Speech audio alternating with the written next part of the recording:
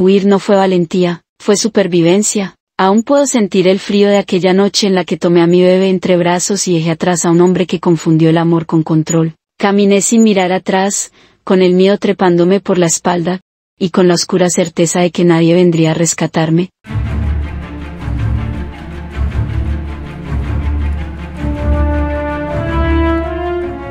Cuando era niña, mi mundo no tenía magia, la inventé. Crecí en una casa sencilla, rodeada de libros que parecían más amigos que objetos. Mi padre era ingeniero, mi madre, científica, pero lo que más recuerdo de ella no fueron las fórmulas ni los números, sino la manera en que me escuchaba cuando yo le contaba historias sobre dragones escondidos en el jardín o búhos que traían cartas invisibles. Era una niña tímida, curiosa y soñadora, con una libreta siempre bajo el brazo. En el colegio, mientras los demás jugaban, yo escribía. Dibujaba mundos en los márgenes de mis cuadernos, castillos, hechizos, nombres raros. Sin saberlo, ya estaba diseñando mi propio universo. Deja de soñar, me decían. Pero, ¿cómo dejar de soñar, si era lo único que me hacía sentir viva? Los años pasaron, y la vida, tan impredecible como una historia sin final escrito, me llevó por caminos duros. Era junio de 1990, el cielo gris de Inglaterra parecía detenido sobre los rieles, como si el tiempo estaba decidido a suspenderse. Yo estaba en un tren, viajando de Manchester a Londres, con una libreta vacía en el bolso y 1000 preocupaciones en la cabeza. El tren se detuvo.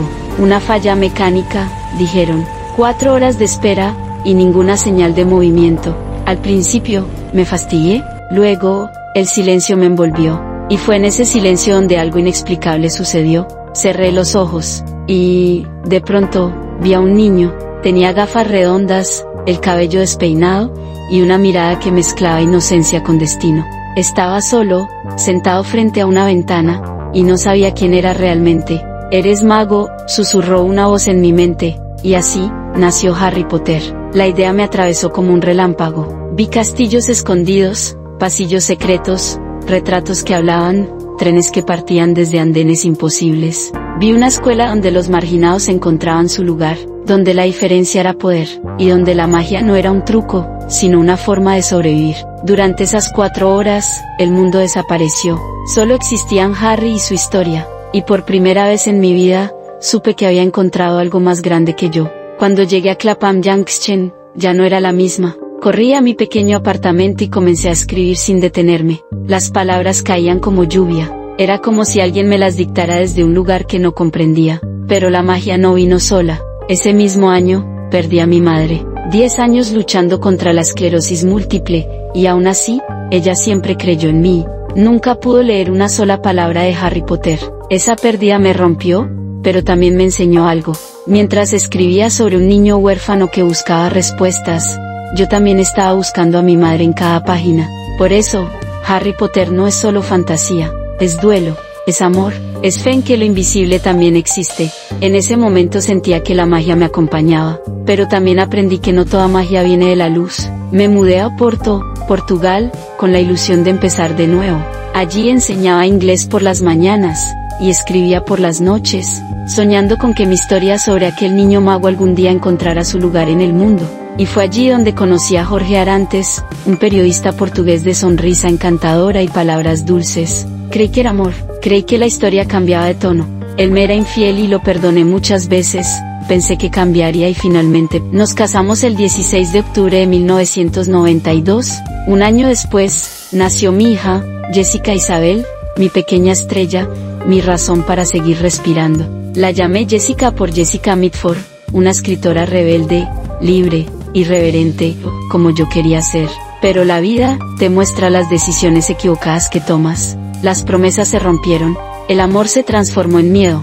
Durante mi matrimonio con Jorge Arantes, la relación se volvió cada vez más tóxica y violenta. Él tenía problemas de celos, infidelidad y alcoholismo, y con el tiempo la situación escaló a violencia física y psicológica. Un día, tomé a mi hija en brazos y huí, dejé todo atrás, solo me llevé lo que realmente importaba, a mi hija, y mi manuscrito incompleto. Llegué a Edimburgo, donde vivía mi hermana, era invierno, no tenía empleo, vivía de la ayuda del Estado, y aún así, dentro de mí, la historia seguía pidiendo ser contada. En marzo de 1994 pedí una orden de alejamiento, El miedo no se disipa rápido, a veces se instala en el cuerpo, como un frío que no se va, y con él, llegó la depresión.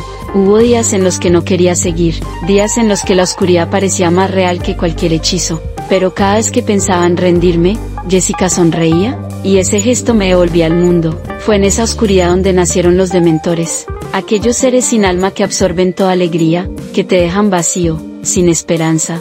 Eran mi metáfora, mi manera de hablar del dolor, sin nombrarlo. En los cafés de Nicholson, escribía mientras Jessica dormía. Pedía una taza de café y me quedaba horas mirando el papel, tratando de convertir mi tristeza en algo que tuviera sentido. ¿Sabes? Era la mejor manera de dormir a mi hija, la sacaba a pasear, el movimiento del cochecito la arrullaba, y cuando por fin cerraba los ojos, me refugiaba en el café. Allí, entre el aroma a pan y el murmullo de la gente, era donde podía escribir. Cada frase era una respiración, cada palabra, una forma de sobrevivir. No tenía dinero, no tenía estabilidad, pero tenía una historia, y una fe que aún temblaba, pero no moría. En agosto de 1994, pedí formalmente el divorcio.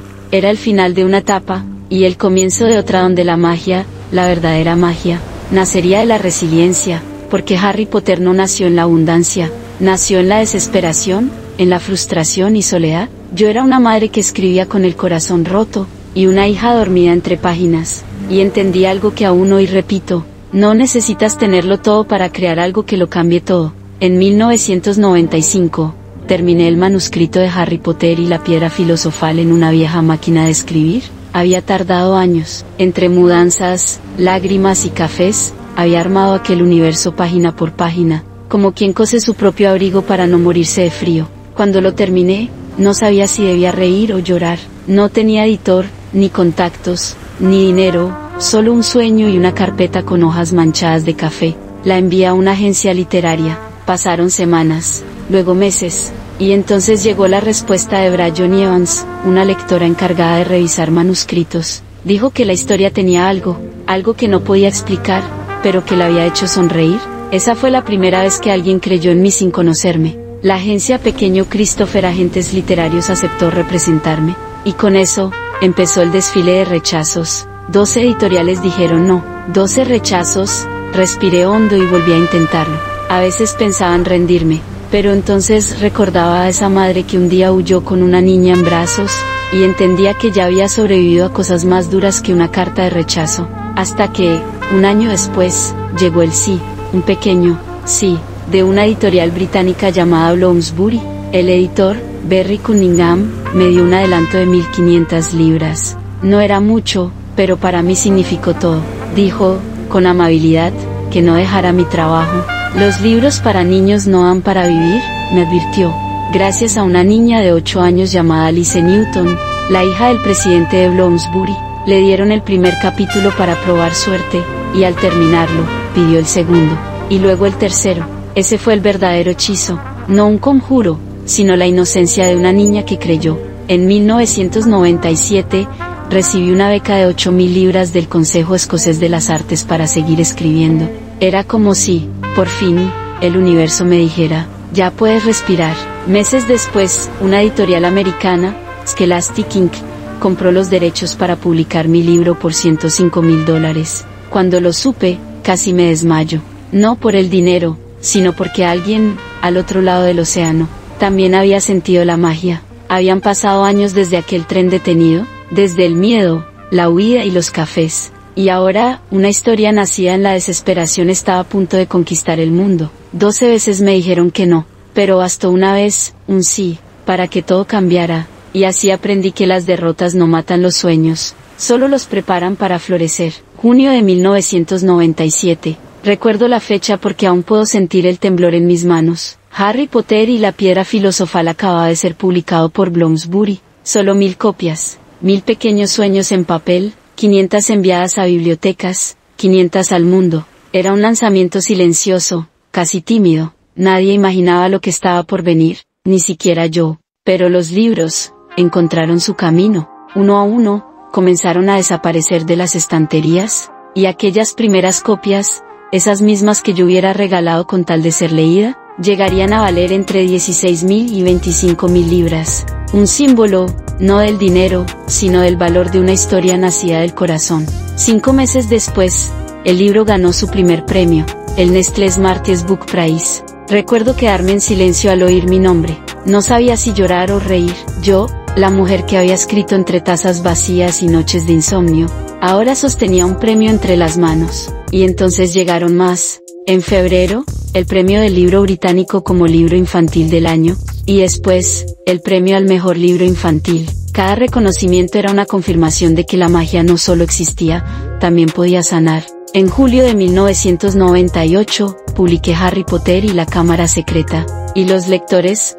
esos niños que antes nunca habían amado los libros, ahora hacían fila para tener el suyo. Ese mismo año, en octubre, el libro cruzó el océano. En Estados Unidos lo titularon Harry Potter y la Piedra Filosofal. Acepté el cambio, pero el éxito ya había desbordado los títulos, los idiomas y los nombres. El mundo entero comenzaba a creer en Harry. En 1999, llegó el tercer libro, Harry Potter y el prisionero de Azkaban. Ganó de nuevo el premio al mejor libro infantil, y me convertí en la primera persona en ganarlo 3 veces seguidas. El reconocimiento me sorprendía, pero lo que realmente me conmovía, eran las cartas. Miles de niños de todos los países me escribían diciendo que, por primera vez, amaban leer. Retrasé la publicación del 4.º libro. Quería que los otros tuvieran su momento, que cada historia respirara, que cada niño tuviera tiempo para crecer con ellos. A veces me preguntan cómo fue el éxito, y siempre digo lo mismo: el verdadero éxito no fue vender millones, sino levantarme cada día y escribir cuando nadie creía en mí, porque un libro puede cambiar el mundo, pero antes, tiene que salvar a quien lo escribe. El éxito llegó tan rápido que apenas tuve tiempo de respirar. De un pequeño apartamento en Edimburgo, pasé a los estrenos de Hollywood, a las entrevistas, los flashes, las comparaciones, las críticas, y detrás de todo eso, seguía siendo la misma mujer que escribía en los cafés, tratando de no romperse.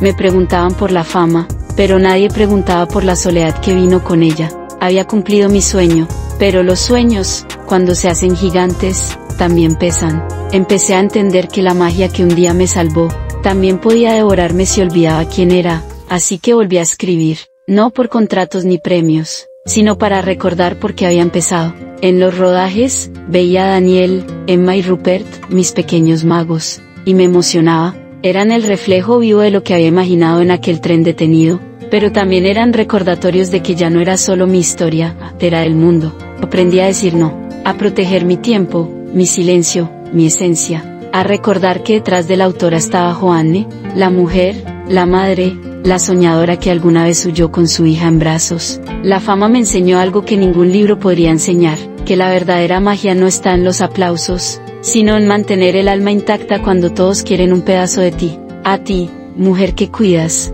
que das de comer, que arrullas, que consuelas. A ti, que a veces terminas el día tan cansado que se te olvida quién eras antes de ser madre. Quiero decirte algo: el poder de una mujer no está en lo que posee, sino en lo que crea cuando todo parece perdido. Recuerda, los sueños también se heredan. Cada vez que tu hijo te ve intentarlo, le enseñas a no rendirse. Cada vez que te levantas, aunque el miedo te acompañe, le enseñas que la valentía se aprende mirando.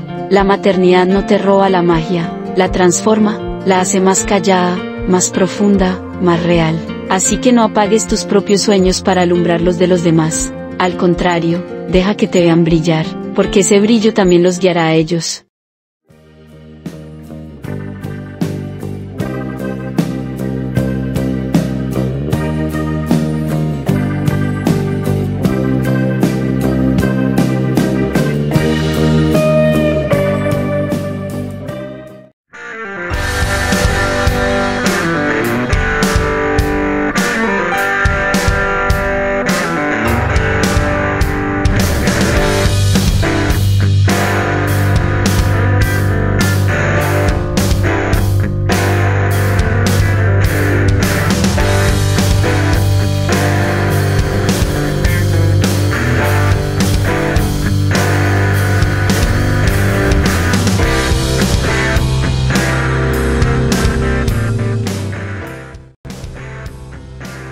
Gracias por llegar hasta aquí. Creemos que cada historia puede encender una chispa de cambio, de esperanza y de fuerza. Si esta historia tocó tu corazón, te invitamos a suscribirte. Juntos podemos hacer historia.